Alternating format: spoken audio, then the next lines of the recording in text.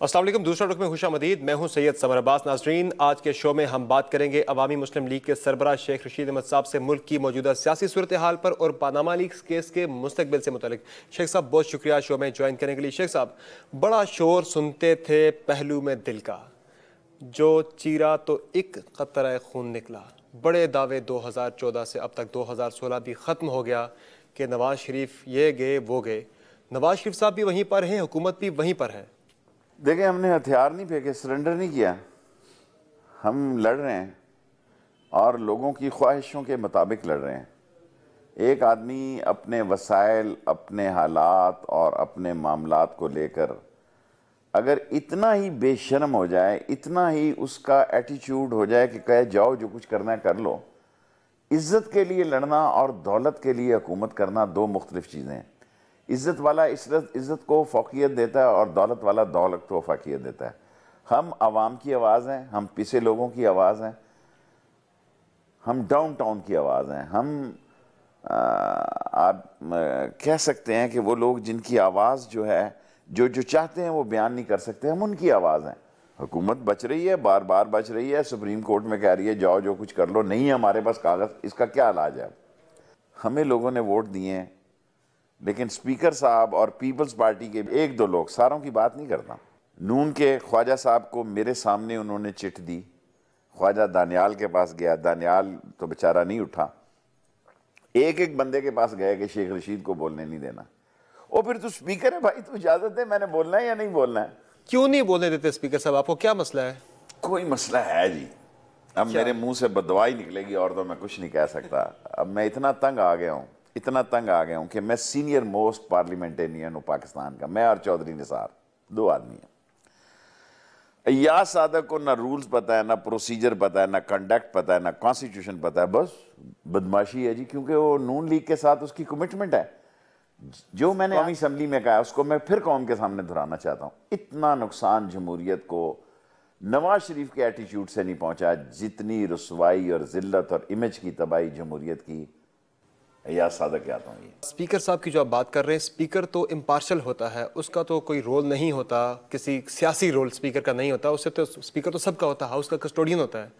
तो स्पीकर साहब आप कह रहे हैं कि वो नून लीग के स्पीकर है, आप इल्ज़ाम लगा रहे हैं कि जो वहाँ से आ रहा है वो कर रहे हैं, आपको इजाज़त नहीं दे रहे। तो क्या नवाज शरीफ साहब? मैंने अपनी सियासी ज़िंदगी में ऐसा थका हुआ स्पीकर नहीं देखा। अपने वक़ार के लिए देखें, इमरान खान ने, मैंने, लोगों ने नवाज शरीफ के ख़िलाफ़ दरख्वास्त दी थी। उन्होंने उठा के इमरान खान की दरख्वास्त जो है इलेक्शन कमीशन, भाई तो साथ नवाज शरीफ की भी भेज दे। और मेरा क्या जुर्म है? आप सब लोगों को बोलने की इजाज़त देते हो क्योंकि पीछे से हदायत है। और नवाज शरीफ साहब भी असम्बली में आने से पहले, अव्वल तो आती कम है, आने से पहले पूछते हैं शेख रशीद तो नहीं बैठा हुआ। प्लान करते हैं कि शेख रशीद जिस वक्त उसकी एक्टिविटी का इनको पता होता है, आज बाहर है, आज इधर है, वो इतनी जुर्रत ही नहीं करते कि बात सुन सकें। और मैं बुज़दिल नहीं हूँ। मैंने जो स्पीकर साहब को डाइस पे उनके, ज़ाहिर है मैं उम्र के हिस्से में वो आगे वो कुछ तो नहीं कर सकता, मैंने उनके पास जाके कहा कि स्पीकर साहब आप बहुत ज़्यादती कर रहे हैं। उसने मुझे कहा आपने कंटेनर पे ये कुछ नहीं किया। उसको कंटेनर ही नहीं भूल रहा। और उसने कहा जी मैं तो कंसेंसस में यानी मेरी बारी आए, ज़ाहिर है मैं अवामी मुस्लिम लीग एक वोट है, इसमें कोई शक नहीं है, मैं तो खुद इसका एतराफ़ करता हूँ। लेकिन जो एक वोट की आवाज़ को दबाने के लिए पूरी हुकूमत और अपोजिशन, सो कॉल्ड अपोजिशन, वो इकट्ठी हो जाती है, तो फिर अल्लाह की दरबार में आ ही निकलती है कि या अल्लाह इनका हिसाब ले। शेख साहब, बड़ी ज़बरदस्त एफ़र्ट आप लोगों ने की, आपने की, तहरीक इंसाफ ने की, बड़ी अप्रिशिएट भी किया गया उसको सियासी हलकों में कि एफ़र्ट अच्छी थी, आपकी कोशिश अच्छी थी नवाज शरीफ को हटाने के लिए। लेकिन नवाज शरीफ साहब फिर भी बच के निकल गए। कैसे बच के निकल जाते हैं वो? लेकिन जी लोग तो यही कहते हैं कि भाई उसके मुकद्दर अच्छे हैं, हमारे ही मुकद्दर ख़राब हैं, कौम के ही मुकद्दर ख़राब हैं। खुदा सिर्फ उसी का है जी, खुदा सब का है। उसको एहसास नहीं हो रहा कि ये तंग मखलूक खुदा उसके लिए, मखलूक खुदा उसके लिए किस किस्म के जज्बात रखती है। ये चंद हवारी इकट्ठा कर लेना, चंद मालशी इकट्ठा कर लेना, हैं जी, चंद ऐसे लोगों से बातें कर लेना कि ये समीना के लोग, आप खुदा पे यकीन करें, जिनको लोग अनपढ़ कहते हैं, शाम को यहाँ फुटेज लेके जाएंगे इमाम बड़े होटल में, इमाम बड़ा रोड पे गरीबों के भी होटल हैं, उधर टीवी भी लग गए हैं, जहाँ शाम को लोग सैकड़ों लोग बैठते हैं रोटी खाने के लिए, अगर इनके किसी वजीर की शक्ल आ जाए तो आम मजदूर सफेदी वाला राज मजदूर तरखान कहता जी आगे लाओ जी आगे लाओ। They don't want to see their faces। लेकिन शेख साहब ज़िमनी इंतखाबात होते हैं तो वो जीत के आ जाते हैं। वो तो कोई भी होगा, गंडा सिंह की भी हुकूमत होगी तो जीत जाएगा। कैसे? ज़िमनी हुकूमत सायर है जी, ये हम ही थे, हम लाशें लेके आए, कोई जुर्रत करता है जी? 5-5 लाशें हम लेके आए हैं घर ज़िमनी इंतखाब में, कोई इसकी जुर्रत करता है जी? और दिल गुर्दे का काम है जी। लोगों को अपनी जान अजीज़ है, अपने बच्चे अजीज़ हैं, अपने कारोबार अजीज़ हैं, अपने मफादात अजीज़ हैं, इसके लिए बड़ा हौसला चाहिए। और हुकूमत वक्त के खिलाफ आज देखें ना, निसार के खिलाफ जो कुछ हो रहा है, नवाज शरीफ करवा रहा है जी पीछे रह के। अच्छा, मेरी ये राय है, पीपल्स पार्टी कह रही है निसार को हटाओ, नवाज शरीफ को क्यों ना हटाओ जिसकी टीम का वो रुकन है। तो यानी कैप्टन को कुछ नहीं कहना और कैप्टन के प्लेयर के खिलाफ कहना जनाब अली इसको हटाओ। जो मेन स्ट्राइकिंग प्लेयर है, जो पता नहीं है कि नहीं है, मैंने तो उसको पहले भी कहा था छोड़ परे। गुजारिश ये है, मैंने जिंदगी में कभी नंबर 2 से लड़ाई नहीं की। जो आदमी नंबर 2 से लड़ता है ना वो मुनाफिक होता है, चाहे कोई क्यों ना हो। शोरश काश्मीरी मेरे उस्ताद थे, उन्होंने मरते वक्त मैं ही उनके करीब था जो बातें की। उसने कहा शेख रशीद अगर लड़ने की नौबत आई ना तो नंबर 1 से लड़ना, और सुलह की नौबत भी आई तो नंबर 1 से सुलह करना। कभी ये 18-17 ग्रेड के लोगों से लड़ना, 22 ग्रेड के सियासतदान से लड़ना, दी टॉप मैन, दी बुढ़ा ऑफ दी पॉलिटिक्स। सो ये जो लोग निचली ब्रांच लाइनों से लड़ते हैं मुनाफिक हैं। नहीं तो आप कह रहे निसार साहब को के खिलाफ खुद नवाज शरीफ साहब प्लान कर रहे हैं, क्यों कर रहे हैं, उनको क्या अहदाफ क्या है, क्यों वो करना चाह रहे हैं? जब तक रहील तो रिजवान था, बड़ा अनकंफर्टेबल था नवाज शरीफ वहां पे। जिस तरह मुशर्रफ गया वो भी एक हिस्सा है तारीख का, रहील शरीफ के प्रेशर पे बाहर गया। जिस तरह और बहुत सारी बातें, अब वो कट इन साइज करना चाहता है निसार को। अच्छा है उसको भी पता लगे, हमें तो पहले ही पता है, हमें तो पहले ही पता है कि इन लोगों की क्या सोच है। ये बरखा के वो दरख्त हैं कि किसी शाख और कोंपल को भी अपने नीचे नहीं फूटने देते हैं। ये बांटते भी हैं तो अपनी औलादों में बांटते हैं। आप मुझे बताएं हमारे बच्चों का क्या जुल्म है? MA MSc BA BSc धक्के खा रहे हैं। आप नीचे उतरे लाल हवेली के, स्मोक कर रहे हैं, ऐसी फोन पे लगे हुए हैं। इनके बच्चे 15 से लेके 19 साल 2 महीने की उम्र में, 14 साल 8 महीने की उम्र से लेके 19 साल 2 महीने की उम्र पे अरबपति बन रहे हैं जी। क्या हमारा पैसा है सर जी? इनके पास कौन सा दाता दरबार का तवीज है कि 12 मिलियन दरम जो है, जो 2 रुपये 80 पैसे का दरम था, वो खत्म होने का नाम ही नहीं लेता। शेख साहब हमें एक ब्रेक लेनी, नाज़रीन एक ब्रेक लेते हैं। ब्रेक के बाद शेख रशीद अहमद साहब से हमारी गुफ्तगू का सिलसिला जारी रहेगा।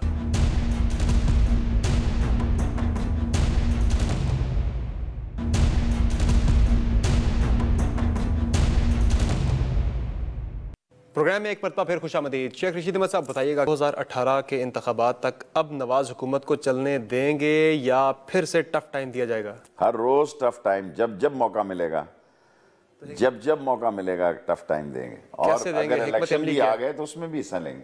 नहीं, हिकमत अमली क्या होगी, कैसे टफ टाइम देंगे? अभी नवाज शरीफ की मौजूदगी में हिकमत अमली की जरूरत नहीं होती। ये पनामा लीक्स हमने निकाली है जी। यार बड़ा अफसोस होता है, बाज लोग ऐसी बातें करते हैं। कोई ISI ने निकाली है, IB ने निकाली है, स्पेशल ब्रांच ने निकाली है। बाबा ये उसकी करतूतें हैं जो सामने आई हैं।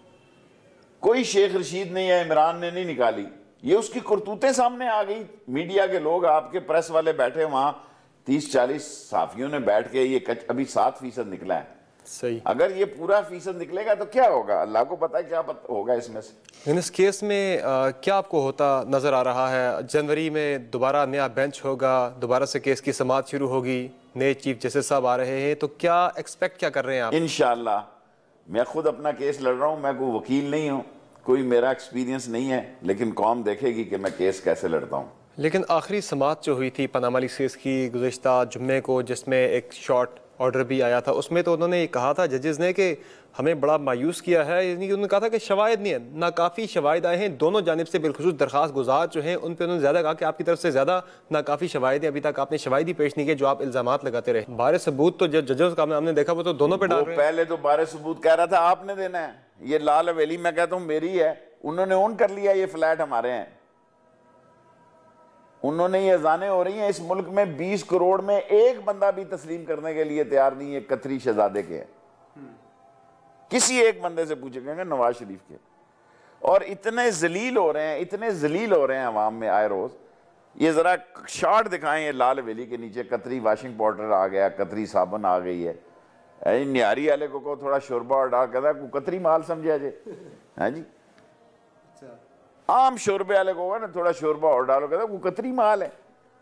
सर जी, इस मुल्क की जिसने भी नवाज शरीफ को मशवरा दिया उसके साथ जो हुआ तो हुआ ना। 20 करोड़ लोगों को शक्ल दिखाने का मौका नहीं रह गया कि आप 2 रुपए 80 पैसे का दिरहम 1980 में इतने मुल्कों में लेके फिर रहे हैं, खत्म नहीं हो रहा, तो इसके 2-4 दिरहम गरीब को भी दे दो जी। शेख साहब, 90s में तो आप भी बड़ी दोस्ती थी आपकी नवाज शरीफ साहब के साथ। ये हैं कब से फ्लैट उनके पास लंदन के? मुझे ये नहीं पता। 1993 में ये मोटरवे बना है जी, सारा गंद उसी के बाद पड़ा है। एक बंदा था मिस्टर ब्रूक, वो आया था मुशर्रफ के पास, वो तो बड़ी लंबी चौड़ी लिस्ट दे रहा था इनके एसेट्स की।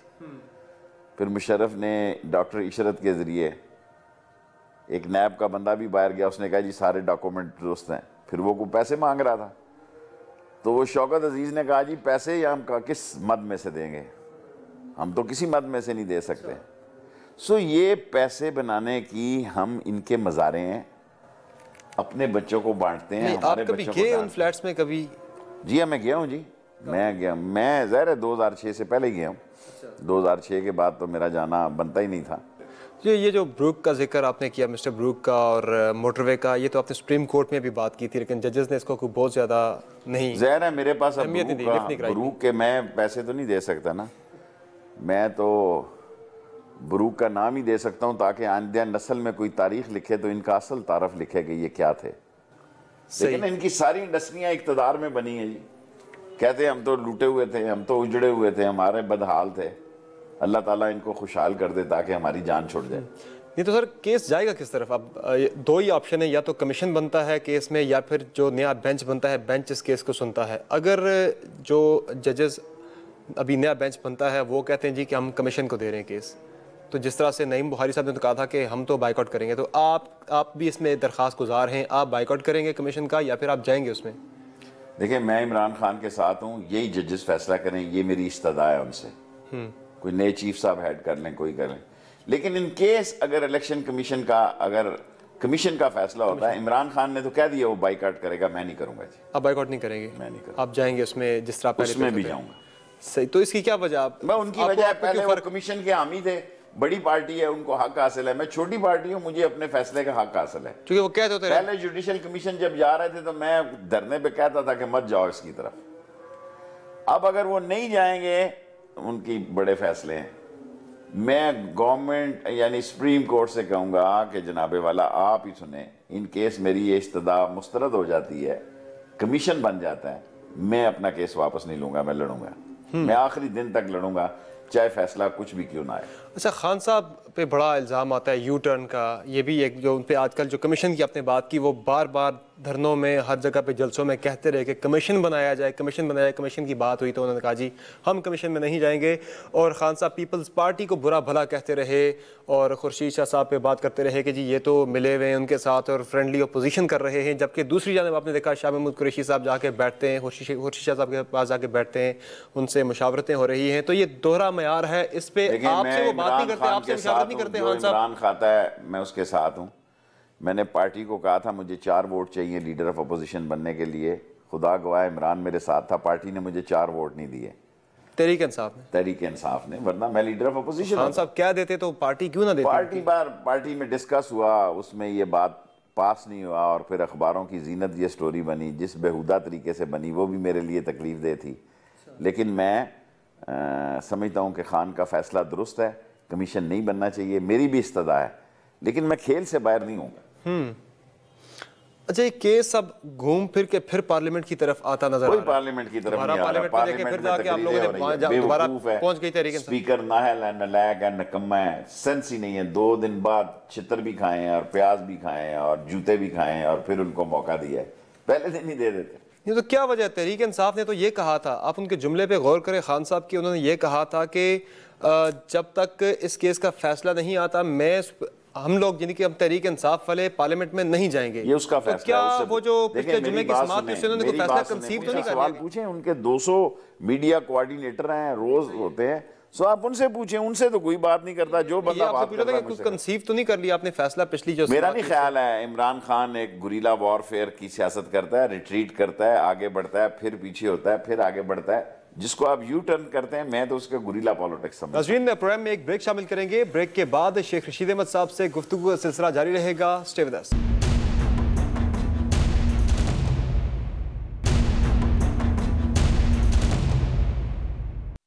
Welcome back. शेख साहब, सेनेट में जो पनामा इंक्वायरी बिल पेश किया पीपल्स पार्टी ने, पास भी हो गया वहां से, सेनेट से वो ना यहाँ से कराया, कौमी असम्बली में नून लीग वालों ने अपना क्वारी बिल उन्होंने पास करा लिया है, तो ये किस तरफ जाएंगे हालात? उन्होंने अपना कर लिया, इन्होंने अपना कर लिया। पीपल्स पार्टी का इस महीने के एंड में पता लग जाएगा कि नूरा कुश्ती है या 27 दिसंबर 27 करीब आ रही है। बिल्कुल ठीक है। जेन्युइनली अगर इन्होंने अपोजिशन करनी है उसका भी पता लग जाएगा।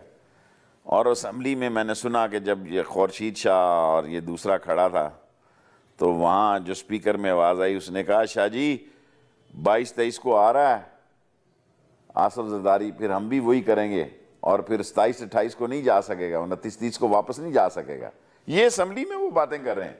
अच्छा, यानी जो बातें इसने की ख्वाजे ने, जो कि सुनी जा रही थी, उसने कहा जी वो 22 को आ रहा है, फिर 29 को वापस नहीं जा सकेगा, फिर हम अभी उसके खिलाफ नाराबाजी ठुस करके बैठ गए।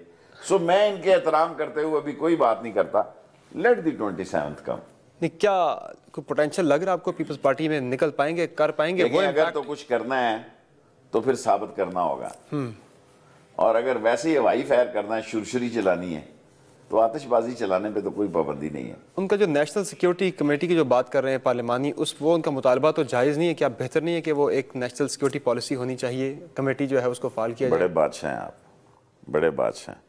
जिस मुल्क में प्राइम मिनिस्टर हाउस से नेशनल सिक्योरिटी की लीकेज हो और उनकी फैमिली के नाम आ रहे हों, 3 आदमी अहम होते हैं सियासत में, इंफॉर्मेशन, फॉरेन एंड इंटीरियर, और एक मिनिस्टर की कुर्बानी दे रहे हो कि ये गंद हुआ है यहाँ से, बाद में उसको प्रेस कॉन्फ्रेंस में जिंदा करने की भी कोशिश कर रहे हो।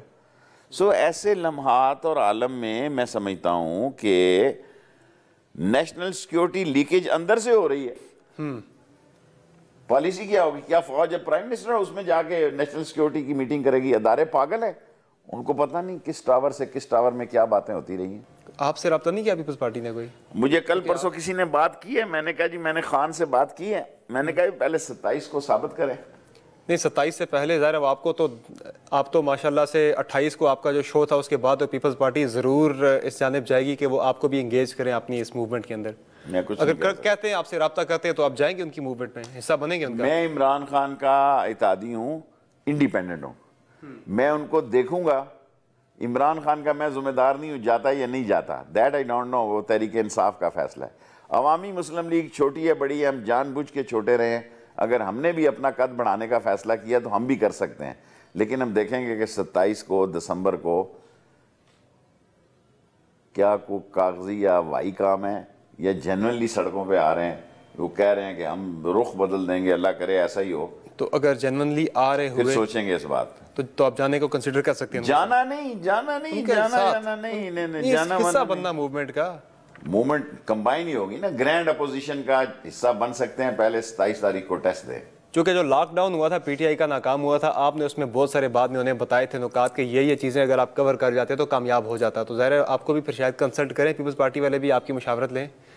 वो खुद तो काफी अच्छे चीजें लोग हैं, समझदार लोग हैं। आपने पॉइंट आउट की थी। मैंने अपनी राय दे दी है कि 27 को अगर उन्होंने कुछ किया गुड अनफ, वरना टेंट फिश हो गए। अच्छा, कादरी साहब आजकल पाकिस्तान आए हुए हैं, डॉक्टर तारुल कादरी साहब, और मॉडल टाउन का जो सानिहा था उसके जो शोहदा थे उनके लवाहिकीन के लिए कसास उन्हें लेने से मना कर दिया कादरी साहब ने कि आप कसास ना लें।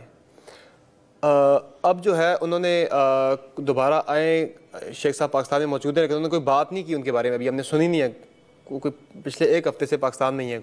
मुझे नहीं मालूम, कल शायद मैं मिलूं या परसों, कल या परसों, कि तारुल कादरी साहब के लोगों की बड़ी बात है कि उन्होंने कसास नहीं लिया। उनको 3-3 करोड़ रुपए की ऑफ़र थी और 14 शहादतें नवाज शरीफ का पीछा नहीं छोड़ेंगी ये। तो अभी शेख साहब मुझे नहीं मालूम, नहीं कभी कुछ कादरी नहीं साहब होगा। खामोश हैं अभी उस पर, कोई उन्होंने खामोश बात ही नहीं होंगे, की ज़ाहिर है। 5-6 दिन से पाकिस्तान में वो जिस जोर और करते शोर रहते से हैं, चली हर थी रोज़ तो मूवमेंट नहीं के करते ना जी, हर खून रोज़ के तो बदले जब खून होगा। ताहिरुल कादरी को, डॉक्टर ताहिरुल कादरी को मौका मिलता है वो करते हैं।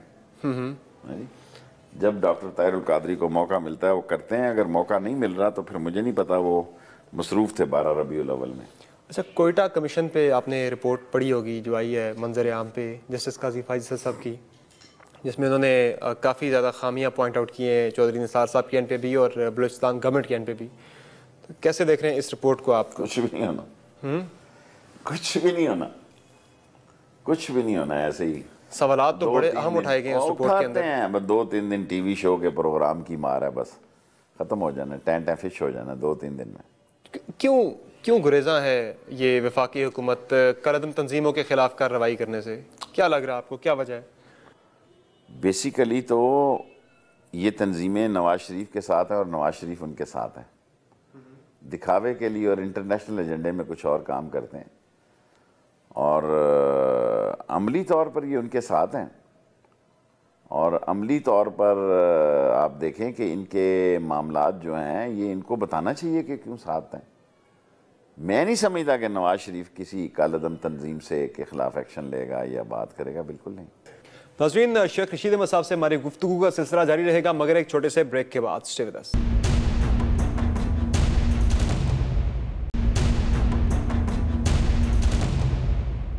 प्रोग्राम में एक मरतबा फिर खुश आमदीद। शेख रशीद अहमद साहब, पाकिस्तान की खारजा पॉलिसी की बात की जाए तो बहुत ज़्यादा सवालात उठते हैं। बिलावल के 4 मुतालबात में भी है खारजा वज़ीर खारजा को तब्दील किया जाए। 2016 तकरीबन मुकम्मल हो गया, हमने खारजा अमूर पर पाकिस्तान में क्या खोया क्या पाया? मैं तो अव्वल तो पीपल्स पार्टी की इस बात पे भी नहीं यकीन करता कि खारजा वज़ीर खारजा नहीं है। तुम कौन होते हो भाई?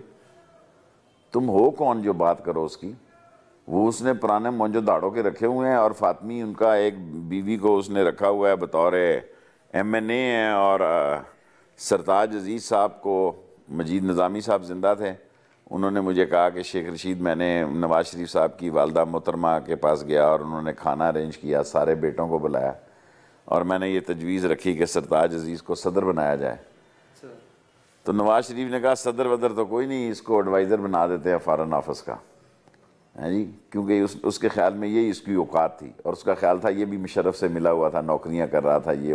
ये देखो, ये पुराने कुतबे जो हैं ना फॉरेन ऑर्गेनाइजेशन के, कोई वर्ल्ड बैंक का, कोई हेल्थ बैंक का, कोई खुराक फूड प्रोग्राम का, ये सारे कुतबे जो हैं ये वहीं से आए हुए हैं, जिनको अवाम से इनका क्या ताल्लुक है जी?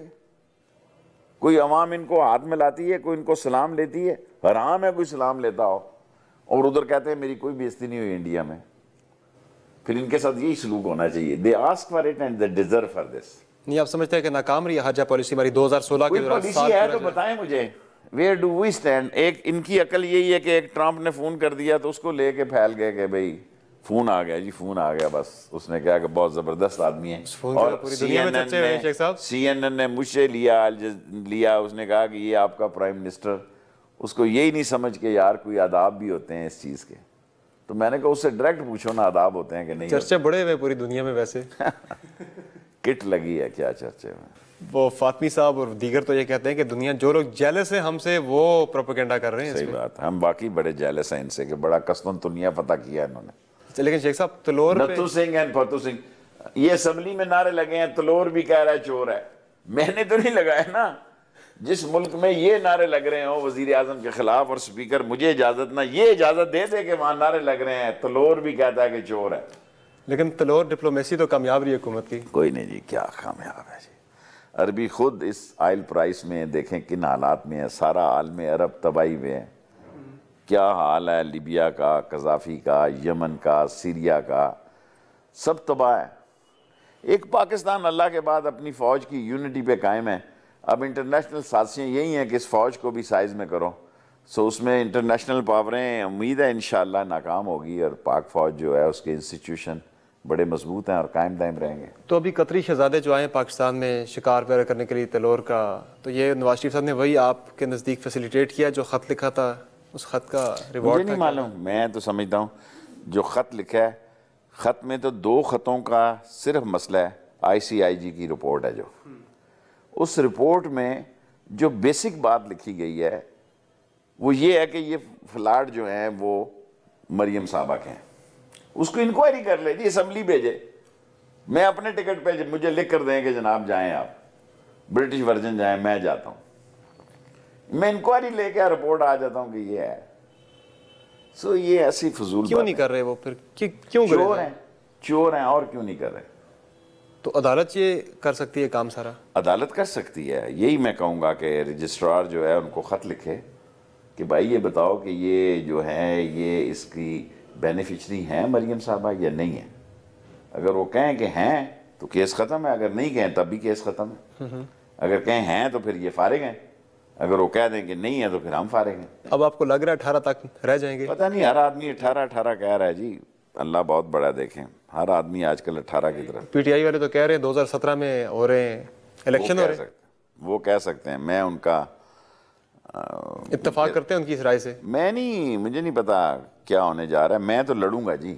डॉन लीग का बड़ा चर्चा हुआ था कि बस अब ये नवाज शरीफ साहब इसमें फंस गए हैं जी, बड़ा नुकसान पहुंचाया उन्होंने सारे मामलात को। आपने भी बड़ी दफ़ा बात की, मामला बहुत ज़ोर शोर से उठाया, लेकिन कुछ भी नहीं हुआ। ये बात मुस्तनद हो गई है कि ये प्राइम मिनिस्टर हाउस से निकली है, इसी वजह से वज़ीर इत्तलात को जाना पड़ा।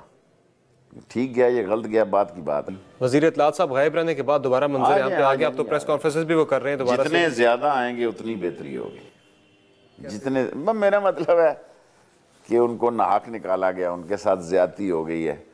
और पनामा वो जो लीग थी, नॉन लीग की, आपका नाम ज़्यादा लेते हैं, वो आपकी ज़िम्मे लगी, तो वो कहा जाए कि इसमें कोई मुलवस नहीं है, ये फारिग हैं, ताकि अदारों को भी शर्म आए कि हमारे साथ क्या। सी पैक के वाले से बड़ा प्रोपेगेंडा हुआ, एक बात हुई, हुकूमत ने बारहा कहा, हुकूमती वज़रा के आपने बयानात सुने कि सी पैक है तो गेम चेंजर है, हर सियासी जमात इसको ऑन करती है इस मंसूबे को एज ए नेशनल प्रोजेक्ट के तौर पर, लेकिन आप पे और तहरीक इंसाफ दोनों पे ये इल्ज़ाम बार बार लगा हुकूमती वज़रा की जानिब से, नून लीग के रहनुमाओं की जानिब से, कि आप इस मंसूबे के ख़िलाफ़ हैं, आप इसकी राह में रुकावटें डाल रहे हैं, आप पाकिस्तान की तरक्की के ख़िलाफ़ हैं।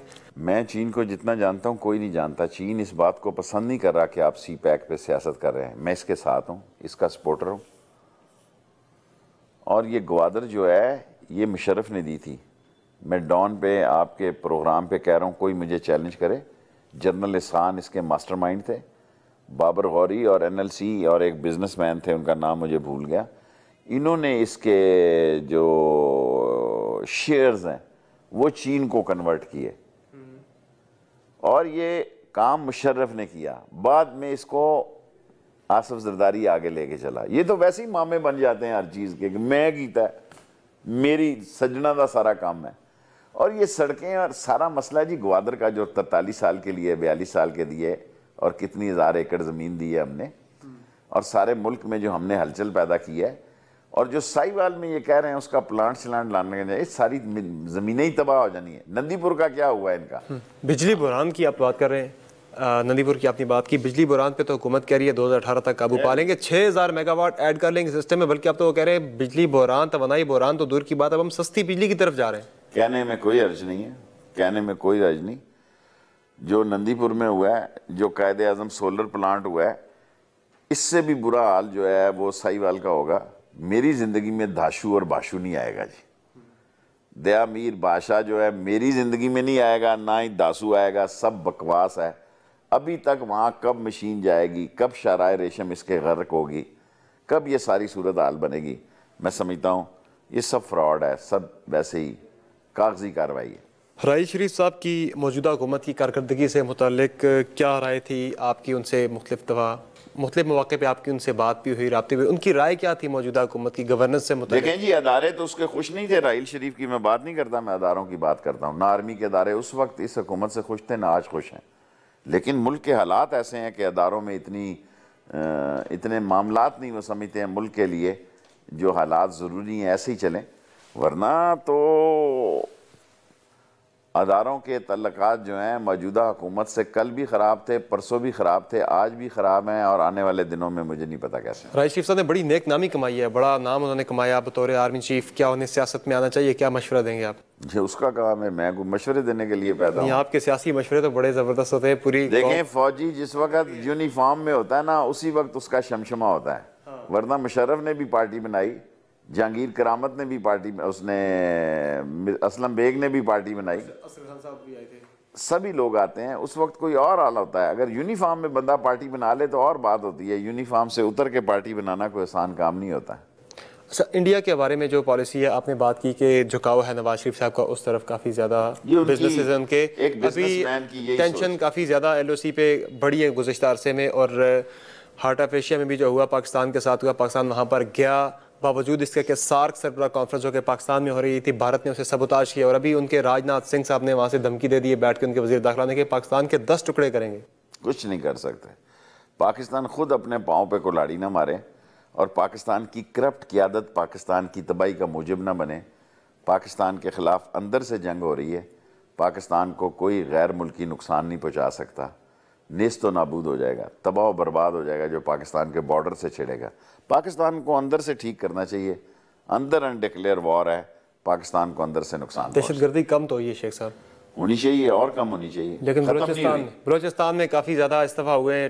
टारगेट काफ़ी ज़्यादा बलोचिस्तान रहा है, 360 में से तकरीबन 220 शहादतें हलाकतें बलोचिस्तान की वजह से। इंटरनेशनल एजेंडे में अगर किसी जगह ख़तरा है तो बलोचिस्तान ख़तरा है। बलोचिस्तान को अलग करने की इंटरनेशनल साजिश है, लेकिन इंशाअल्लाह ताला ये नाकाम हो गए। बलोचिस्तान जो है वो ईस्ट पाकिस्तान नहीं है, वो बांग्लादेश नहीं है। इंशाअल्लाह ताला ये नेस्त व नाबूद होंगे जो पाकिस्तान के ख़िलाफ़ ऐसी सोचें। सब फाइनल क्वेश्चन, ट्रंप इंतज़ामिया अमेरिका में अब टेक ओवर करने जा रही है, अगले महीने से वो ले रहे हैं सारा वाइट हाउस का चार्ज। पाकिस्तान को क्या पॉलिसी इख्तियार करनी चाहिए, चूँकि ट्रंप साहब का झुकाव इंडिया के लिए काफ़ी ज़्यादा रहा है ड्यूरिंग हिज इलेक्शन कैंपेन? देखें, पाकिस्तान के आसिफ जरदारी ने भी और नवाज शरीफ साहब ने भी हिलरी को माल लगाया, डोनेशन दी। ये तो बाद में उसको जब मुबारकबाद हो गई तो नवाज शरीफ साहब ने वो तारड़ साजिद तारड़ के ज़रिए फ़ोन कहा कि हमारा फ़ोन सुन ले। 28 दिन बाद मुबारक सलामत पार्टी जागी है। और ट्रंप का ये दौर है, ये बड़ा ही कम्प्लिकेटेड किस्म के सवाल और मामलात हैं। उसको वो पजीराई नहीं मिली जो कि एक पॉलिटिकल गवर्नमेंट को मिलनी चाहिए, लेकिन वो सुपर पावर है। जिस सुपर पावर के बारे में उसकी CIA कहती है कि रशिया ने हमारे साथ हाथ किया है, और अब ये ऐसी सुपर पावर है कि याद है कि बुश के बारे में वो वोट मिले थे गंदे के ढेर से मिले थे कि भाई ये वोट किसी ने यहाँ फेंक दिए हैं जाली। सो दुनिया में पैसे वालों की जमहूरियत है, लौंडी है जमहूरियत पैसे वालों की। गरीब आदमी वोट देने के लिए पैदा हुआ है, नारे मारने के लिए पैदा हुआ है, जिंदाबाद मुर्दाबाद कहने के लिए पैदा हुआ है, ये इसका नसीब है। बहुत शुक्रिया शेख रशीद अहमद साहब हमें शो में ज्वाइन करने के लिए। नाजरीन, आज के शो में इतना ही। हमें अपना फीडबैक जरूर दीजिएगा। हमारा ट्विटर हैंडल है @समर अब्बास। आपसे मुलाकात होगी कल, तब तक के लिए इजाजत दीजिए। अल्लाह हाफिज।